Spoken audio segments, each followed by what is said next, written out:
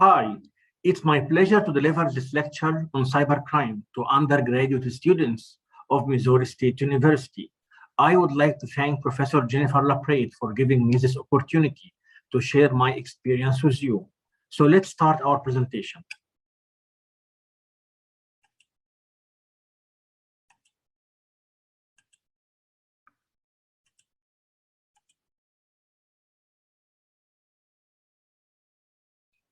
Let me firstly introduce myself. My name is Dr. Mohamed Shawki. I am senior judge in Egypt. I am vice president of the Egyptian Council of State. The Egyptian Council of State is a judicial organization, a judicial entity that examines disputes between citizens on one hand and the state on the other hand. I am visiting professor of cybercrime at Aix-Marseille University, where I teach cybercrime and comparative criminal law. I am also assistant professor of cybercrime at Naif Arab University for Security Sciences, located in Saudi Arabia, where I teach victimology and cybercrime. I hold a PhD in cybercrime from the University of Lyon in France, and I am the elected chairman of the International Association of Cybercrime Prevention, located in France. This is a non-profit organization located in Paris with chapters worldwide to tackle cybercrime. We have international chapters in Australia, in South Africa, in Brazil, in Morocco, and in Lebanon. I am also the director of the African Center of Cyber Law and Cybercrime Prevention, located in South Africa. I have authored 6 books in French and 2 books in English and over 40 articles on cybercrime. So today we'll be doing an introduction on cybercrime. Firstly, we will highlight the concept and meaning of cybercrime. Then we will have an overview of the history of cybercrimes. After that, we will see the difference between cybercrimes and traditional crimes. Finally, we will profile cybercriminals. We will conclude this presentation by some steps to follow to reduce the risk of cybercrime. Introduction to cybercrime. Unlike technologies such as the light bulb or the telephone, the internet has no single inventor. Instead, it has evolved over time. The internet got its start in the United States more than 50 years ago as a government weapon in the Cold War. For years, scientists and researchers used it to communicate and share data with one another. With the expansion of the internet, with the increase of the number of internet users, we have more offenders online, and accordingly, we have more victims. That is very scary. By the end of 2021, the estimated number of internet users in the world is about 4.66 billion, which represents 60% of the total population. Active social media users are estimated to be 4.20 billion, which represents 53.6% of the total population, and that's by the end of 2021. Now let's move to some statistics on ICT's usage in the United States. There is no doubt that the United States is one of the very developed countries in the world in the field of technologies worldwide. In 2020, the United States was ranked as a top third country in the number of internet users. In 2021, there has been 313 millions of internet users from the United States. And we had, in 2021 as well, 221 millions on Facebook. As for Twitter, in 2021, we had more than 60 million users on Twitter. Now, back to cybercrime. We will return back with our memories to July 1982, when the word cyberspace first appeared in print. In a short story by William Gibson, the American-Canadian scholar, William Gibson predicted that cyberspace and technologies will make a big revolution. His prediction came true in 2000 with the appearance of I Love You virus. So, what do we mean by cyberspace, which we have just mentioned? Cyberspace is a concept describing a widespread interconnected digital technology. The interaction between networks and computers creates cyberspace.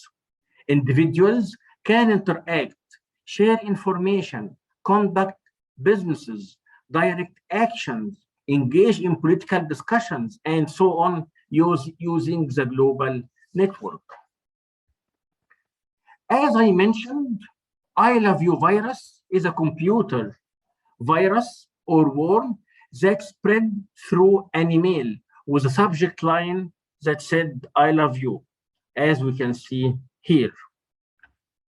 The virus was created by an offender from the Philippines. It destroyed networks and computers worldwide, including CNN and FBI servers. This has been one of the worst viruses that has ever been created in the globe. This has been the prediction of William Gibson in 1982. Since we are talking about cybercrime, it is important to highlight some essentials in information security. Information security, in general, seeks three main principles. First of all, confidentiality. When we talk about confidentiality of information, we are talking about protecting information from being exposed to an unauthorized party due to data breach or insider threat. According to the United States Federal Code, Article 44, Section 3542, preserving restrictions on access to your data is important as it secures your information and maintains your privacy. Some information security basics to keep your data confidential are encryption. Encryption is an effective way to secure your information. Also, by using complex passwords, by using two-factor authentication and biometric verification. Secondly, we have integrity. In the world of information security, integrity refers to the accuracy and completeness of data. Security controls focused on integrity are designed to prevent data from being modified or misused by an unauthorized party. Integrity involves maintaining the trustworthiness of data over its entire life cycle. Some security controls designed to maintain the integrity of information include encryption, backup, and recovery procedures. Finally, we have availability. Data availability means that information is accessible to authorized users. It provides an assurance that your system and data can be accessed by authenticated users whenever they are needed. Similar to confidentiality and integrity, availability also holds great value. Risk management. We have a very important role in information security. We don't have a secured system 100%. This doesn't exist. We don't have a system that is secured 100%. And I give you the example. We have teenagers that succeeded in accessing the database of the Pentagon, the American Ministry of Defense. Accordingly, managing the risk is the best thing we can do because no technology is risk-free. More and more, information security becomes a legal obligation, especially in Europe. In Europe, we have many countries that adopted legislations that obliges companies and persons to use security measures.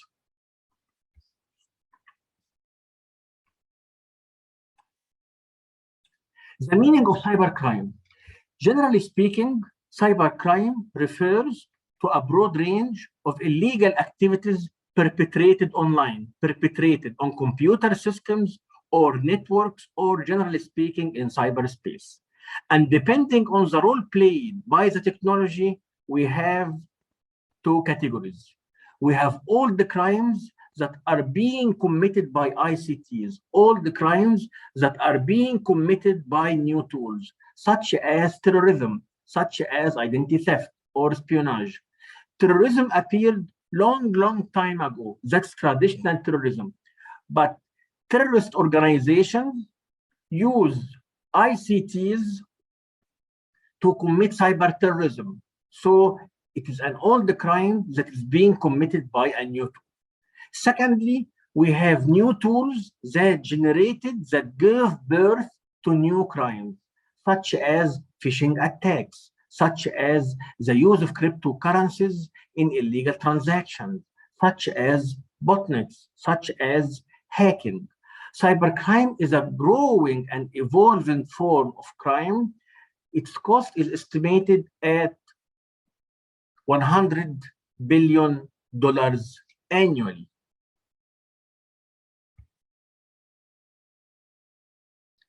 As I mentioned, cybercrime is a growing concern to all countries at all levels of development and affects all parties of online transactions. Generally speaking, there are three ways in which countries have dealt with cyber crimes.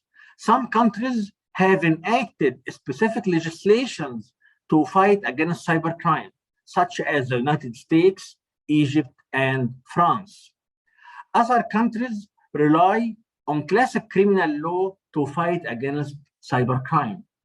Finally, the third category includes countries that didn't enact specific legislations and don't have traditional texts, and this is normally found in Africa. While 154 countries, which represents 79% of all countries, have enacted cybercrime legislations, the percentage is very high in Europe. Almost 93% of European countries have adopted legislations to fight against cybercrime.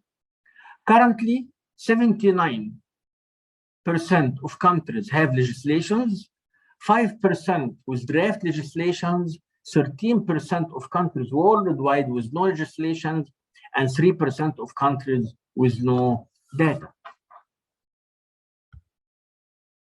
So, why is cybercrime attractive to cybercriminals? First of all, in many countries, especially developing countries, cybercrime is low priority for police. In these countries, the priority for police is traditional crimes, such as theft, such as terrorism, etc., etc. Secondly, by using ICTs and by using technologies, offenders can remain anonymous. Offenders currently can use proxy servers and can use VPN to access other servers from other countries and commit their crimes. And law enforcement find challenges and difficulties to trace them and accordingly prosecute them. The third issue is that offenders can target multiple victims all over the world using computers and networks compared to traditional crimes. In cybercrime, we don't deal with jurisdiction boundaries. We are dealing with an international crime. We are dealing with an international crime that cuts across territorial borders compared to traditional crime, where we stop at the borders of the countries. Also, we currently don't have central internet reporting authority for victims. Each country has its own reporting system, or the local police receives complaints from the victims. Also, we don't have a central international cybercrime police body with except to Interpol, which has a financial and high-tech crime unit.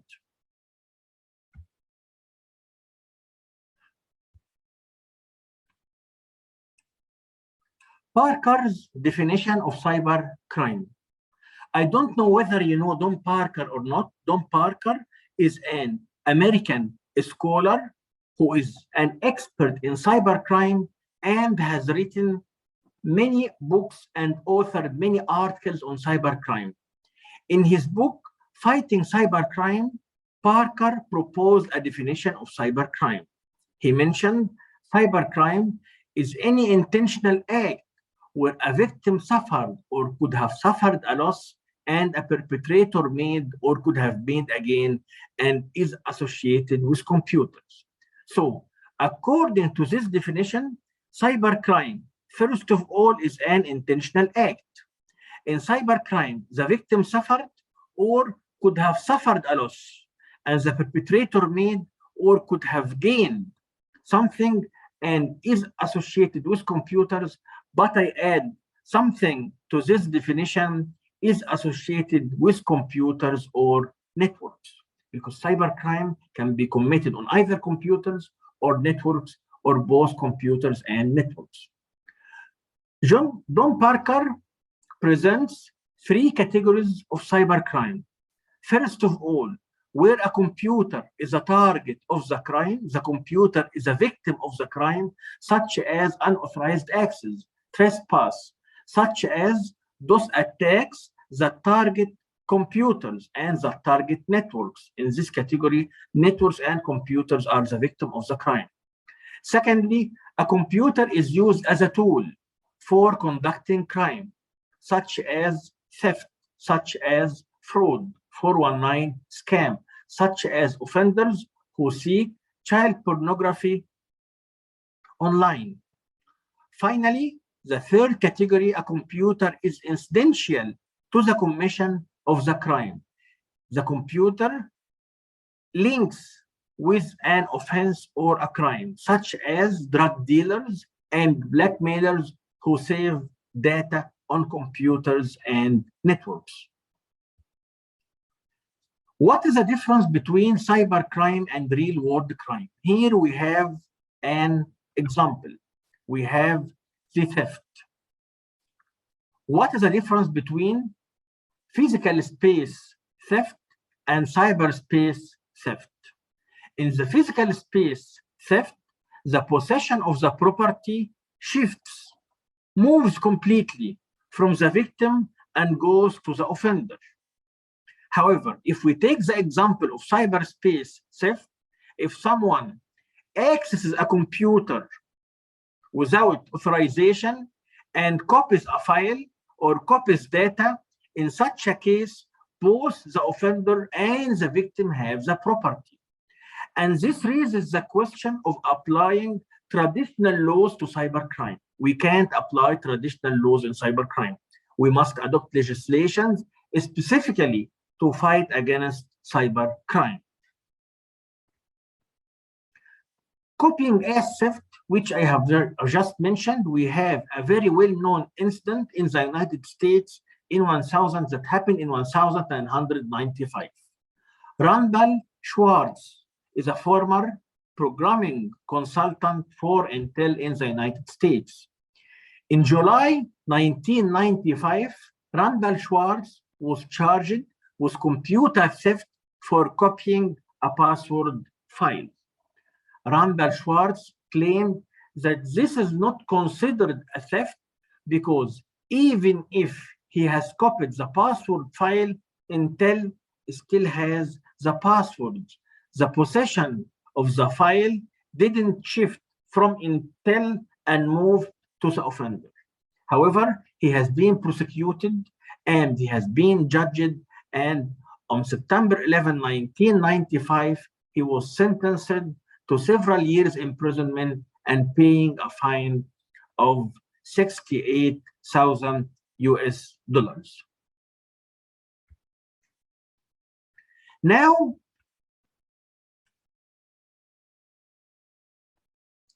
let's move to the history of cybercrimes.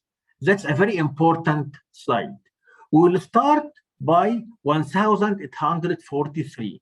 In 1843, a pair of thieves hacked the French telegram system and succeeded in doing illegal activities. This has been, or this is considered traditionally, the first incident refers to cybercrime. In 1878, a group of teenagers misdirected and disconnected calls from New York City telephone system. They had a whistle and they whistled in the system, and they succeeded in misdirecting and disconnecting calls from New York City telephone system. That's considered the second incident of cybercrime, but it doesn't refer to cybercrime that we know actually, but the beginnings of cybercrime. In 1939, an electronic machine was invented. I think that you know this incident was invented to break the German Enigma codes used in the World War. In 1955, a phone hacker known by David Condon hacked a phone system to make long calls. He also used to whistle using a special instrument. He used to whistle in the phone system, and accordingly, he could access the system and make long calls, international calls, without paying a penny. In 1969, the first computer virus was invented. This is the first incident worldwide related to computer virus. It was invented by a student that attacked the University of Washington Computer Center. In 1970, Kevin Mitnick hacks some networks in the world, including Nokia and Motorola. Now we'll start to commit cyber crimes that we know actually: unauthorized access and hacking to networks and systems. In 1973, a teller at a local New York bank used a computer to steal over $2 million. And in 1981, a hacker hacked in AT&T network and becomes the first person to be accused of cybercrime in the United States. And the history goes on and on and on.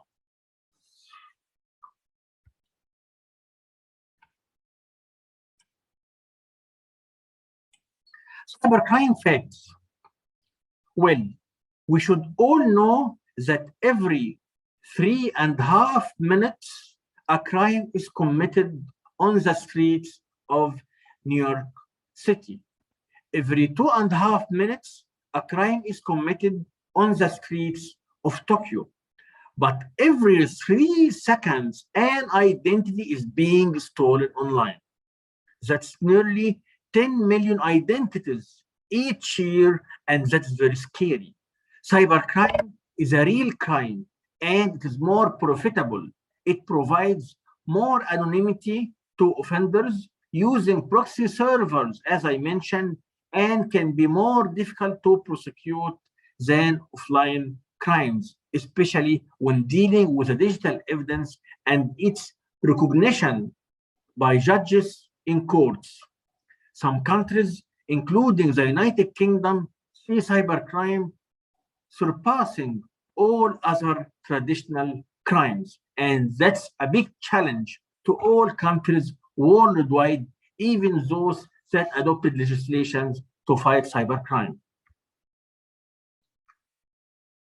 The dark web, that's an important slide. The dark web is an internet shadow world where the good and the bad coexist. On the good side, the dark web provides anonymous, highly secure communication channels to shield classified government activity and to protect reform agents such as human rights activists and journalists opposed by oppressive foreign regimes. On the bad side, the dark web has emerged as an important hub of criminal commerce, a fully functional marketplace where hidden consumers can buy from hidden sellers with relative confidence, often with consumer ratings available, just as on public-facing web.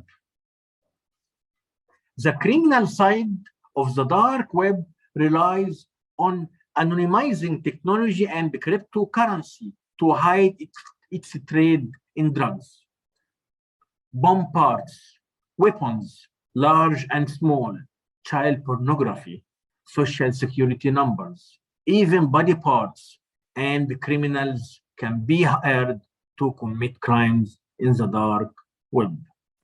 The dark web's anonymity not only encourages illegal activities, but it keeps many law enforcement agencies largely unaware of its existence, even while their jurisdictions are impacted by online transactions. If we have a look at this slide, 4%, only 4% of the internet is being used by internet users legally, and it is known by the surface web. But 96% of the web is not being used. It is either known by deep web or dark web. Deep web includes unindexed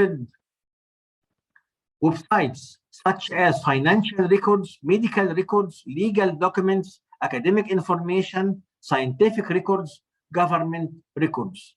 Then we'll move down to the dark web. Dark web can only be accessed by Tor. Tor is used for encrypted sites. A well-known site in the dark web is known by Silk Road. Silk Road is dedicated to drug trafficking and other illegal activities.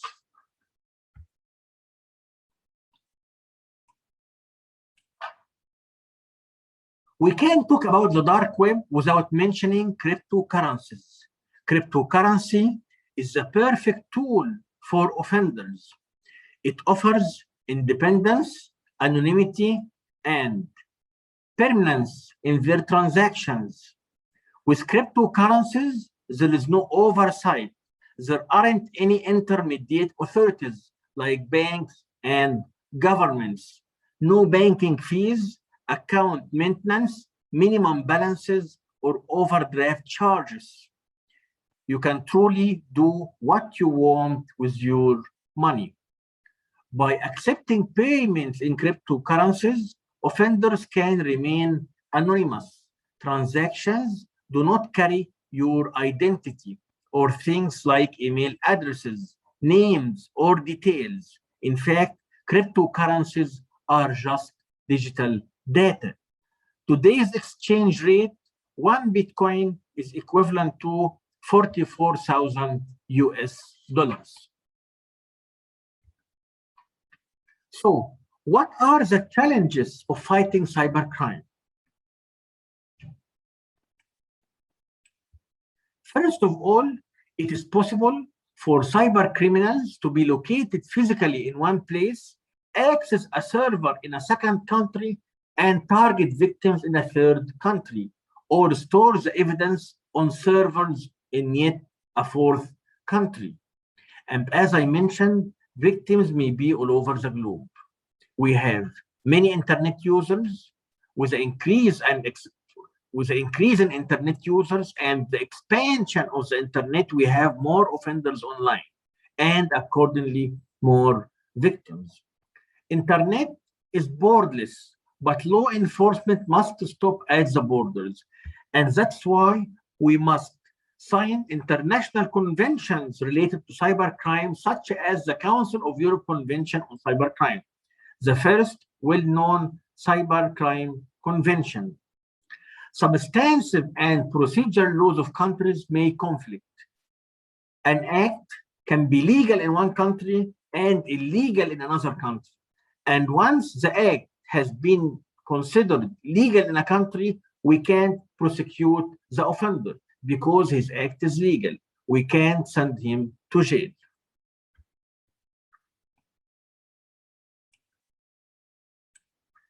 (2021) in numbers. Now let's have a look at this information relates to the year 2021.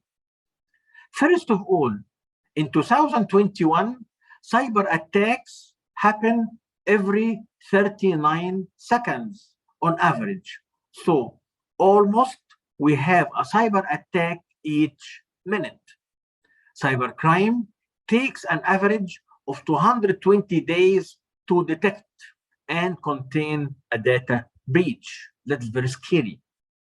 Only 54% of companies who suffer a cyber attack did notify law enforcement. This means that almost 50% of companies notify law enforcement and 50% do not notify law enforcement because they are afraid about their reputation.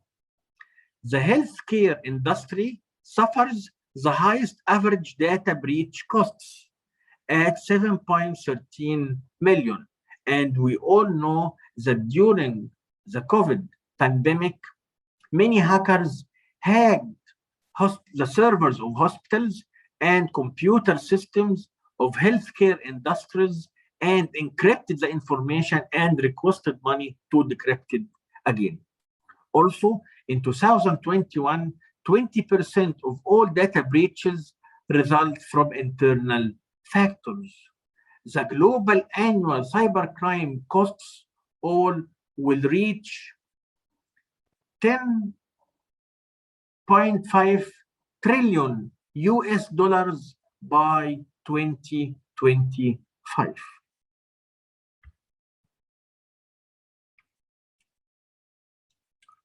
But the question is, why is cyberspace considered a growing opportunity for offenders? Why do offenders rely on ICTs, technologies, the internet, and cyberspace? As I mentioned, with the expansion of the internet, with the increase of internet users, we find more offenders and accordingly more victims. In 2021, we had more than 4.6 billion surfers online, 6 trillion web pages accessible on the internet. According to statistics, 12% of all global trade now happens online. So what are the top countries by internet users in 2021? First of all, we have China with 988 million internet users. After that, we have India, 833 million internet users. The United States, 313 million internet users. Brazil, 160 internet users, 160 million internet users, and Japan, 116 million internet users.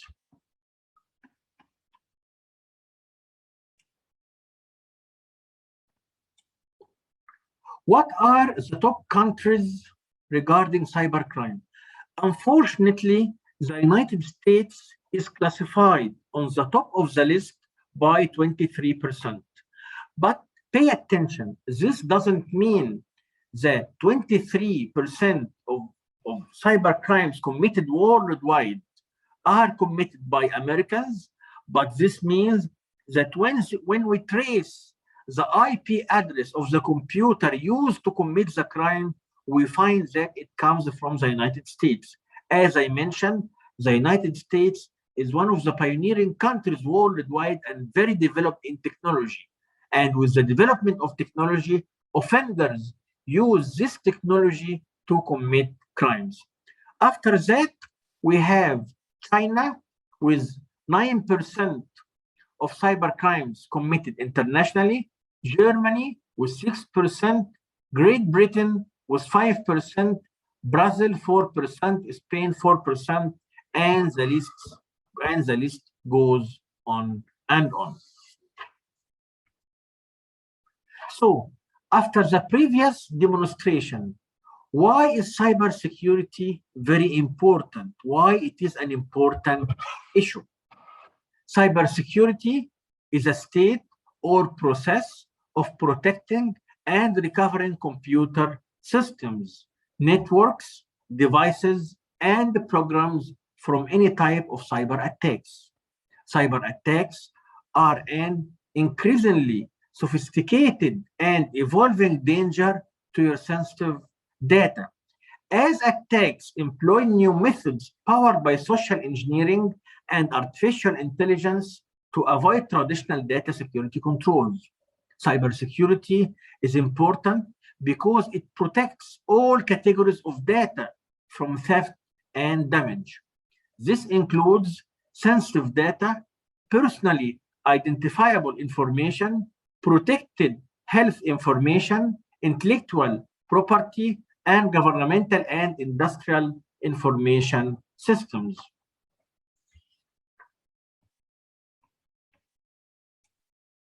Recent studies in cybersecurity reveal three major findings. First of all, there is an increased threat to online services.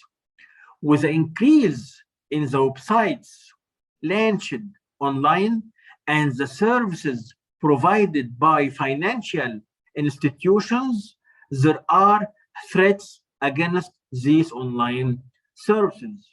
Secondly, there is a growing threat to national security, as we will see in the upcoming slides. We have web espionage that becomes increasingly advanced and moves towards well-funded and well-organized operations, as we will see in the upcoming slides. And we have political or terrorist attacks. The emergence of online markets for software weakness that can be used to carry out espionage and attacks on governments and critical infrastructure. And this is mainly found on the dark web.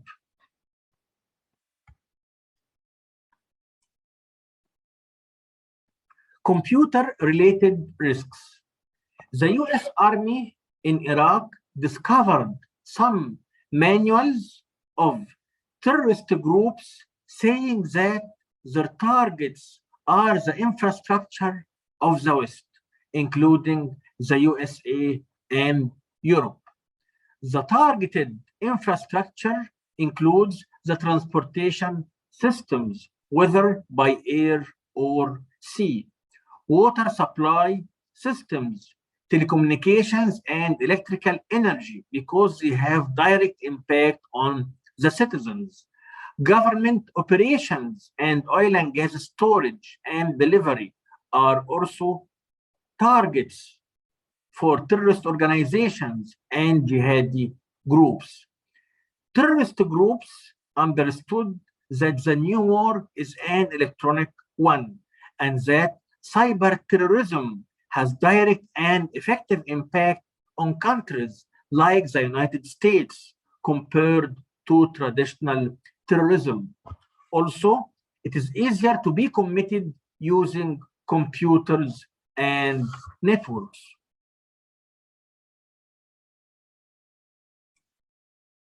So, I ask the following question.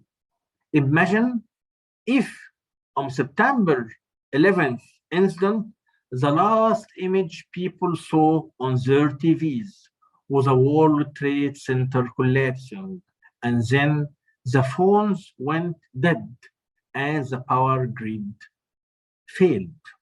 As I mentioned, the current war on terrorism is not a traditional war, but rather a cyber war. Terrorists and jihadi groups use electronic weapons to target their enemies and for the recruitment of new members to join them in their groups. Today, 90% of terrorist activities on the internet take place using social networking tools and forums These forums act as virtual firewall to help safeguard the identities of those who participate and offer members a chance to make direct contact with terrorist leaders and representatives, to ask questions, and even to contribute and help out for cyber jihad.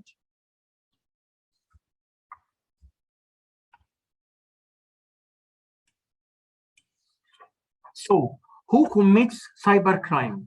We have 4 categories of offenders. We have hackers, crackers, and network attackers. We have criminals who use the internet incidentally to the crime. We have real-life non-criminals who commit crimes online, and we have white-collar criminals. And I will explain these categories now.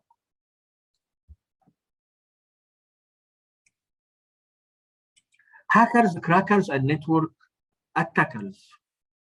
Hackers mainly use the internet to commit several crimes, such as unauthorized access to computers, unauthorized access to networks, the theft and copying of data, illegal theft of data, the release of viruses and worms and trojans, etc. Hackers are divided into 3 main categories: black hat hackers, white hat hackers, and gray hat hackers. What's the difference between them? Black hat hackers represents the group of hackers who accesses systems for illegal purposes. White hat hackers, they work for corporations to help them find the vulnerabilities in computer systems. Their main objective, their main target is not illegal one, but to find vulnerabilities to help organizations and companies and corporations. Thirdly, we have gray hat hackers. They might break the law, but they consider themselves having noble purposes in doing so. Sometimes they work for good and sometimes they work for bad. We have a term that's being used internationally, that's ethical hacking. It is a term used to describe hackers who use their skills to hack systems for ethical purposes. After that, we have crackers. Crackers are kind of bad people who break or violate the systems or computers remotely with bad intentions to harm the data and steal it. Crackers destroy data by gaining unauthorized access to networks. So, what is the difference between hackers and crackers? As I mentioned, hackers share the knowledge and never damage data, except black hat hackers. But crackers, if they find any loophole, they delete the data or destroy the systems. Hackers program or hack to check the integrity and vulnerability strength of network. However, crackers do not make new tools, but they use the tools created by hackers. Also, some hackers are ethical, as I mentioned, white hat hackers, but all crackers are unethical and want to benefit themselves from illegal tasks.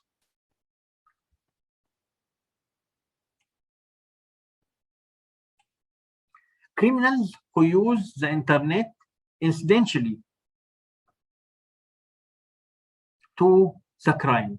Some criminals use the internet in relation to their crimes.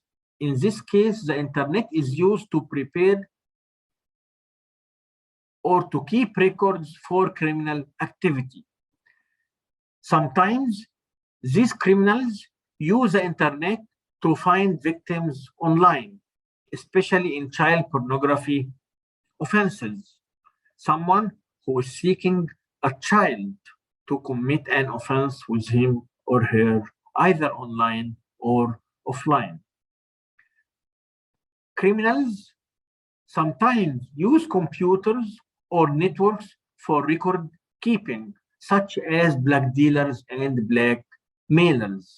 Also, some criminals use emails or chat services to communicate with other criminals. Real life non-criminals who commit crimes online. In some situations, people who are not criminals in real life engage in criminal conduct online, such as accidental criminals and situational criminals.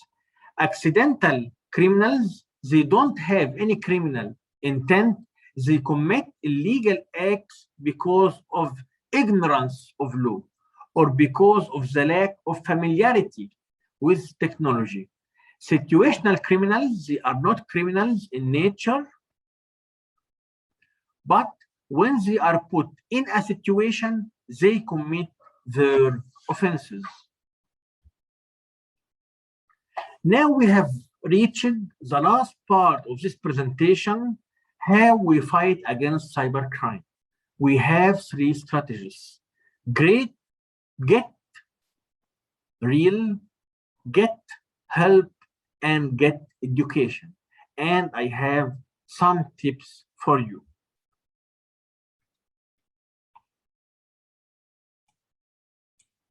First of all, it is important to keep your software and operating systems updated.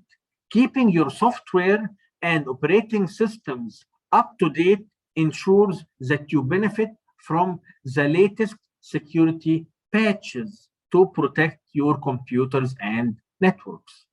Secondly, use antivirus software and keep it updated. Using antivirus or comprehensive internet security solution like CyberCRIME, for example, is a smart way to protect your system from attacks. Antivirus allows you to scan, detect, and remove threats from your computers before they become a problem.